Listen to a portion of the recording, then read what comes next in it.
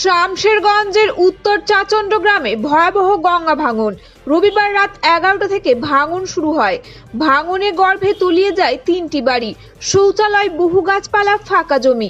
আতঙ্কে ঘুম বন্ধ হয়ে যায় প্রায় 2 শতাধিক পরিবারের। বাড়ি ঘরের আসবাবপত্র রাতেই টানাটানির কাজ শুরু করেন এলাকাবাসী।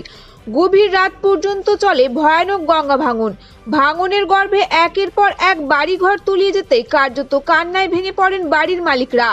এলাকা জুড়েও কার্যত কান্নার রোল পড়ে যায়। বাড়িঘর হারিয়ে নিঃস্ব হয়ে কার্যত অসহায় হয়ে পড়েন পরিবারের সদস্যরা। অসুস্থ, বয়স্ক, বৃদ্ধ, শিশুদের কার্যত হাহাকার সৃষ্টি হয়ে যায়। কোথায় যাবেন, কি করবেন কিছুই যেন বুঝে উঠতে পারছেন না ভাঙন কবলিত এলাকার বাসিন্দারা। ভাঙনের খবর পেয়ে ঘটনাস্থলে ছুটে আসে শামশেরগঞ্জ থানার পুলিশ। গ্রামবাসীদের প্রশ্ন, এভাবে একের পর এক গঙ্গা ভাঙন হয়ে গেলেও কবে মিলবে তার সুরাহা? কবে বন্ধ হবে গঙ্গা ভাঙন? কবে নিশ্চিন্তে ঘুমোতে পারবেন এলাকাবাসী?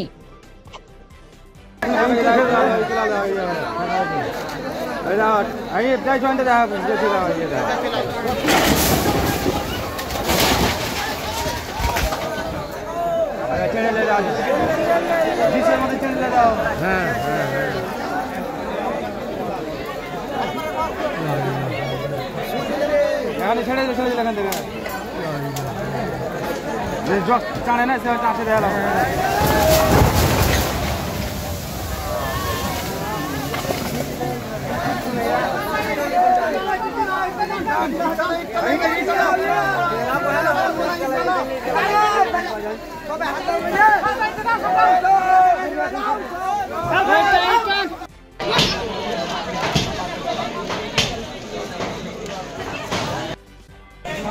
এলাকার গঙ্গা ভাঙন।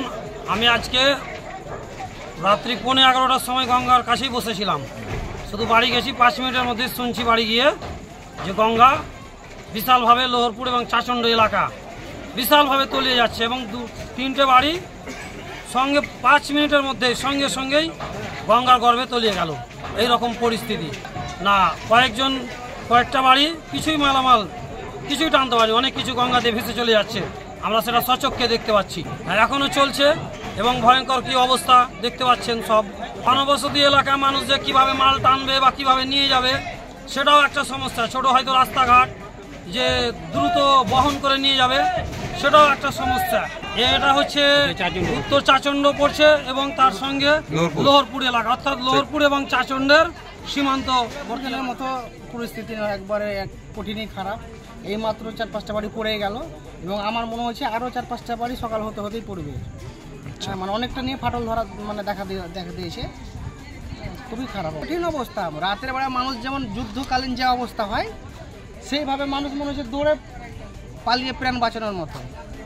মালজল তো দূরের কথা, প্রাণ বাঁচাচ্ছে দৌড়ে, এইরকম অবস্থা।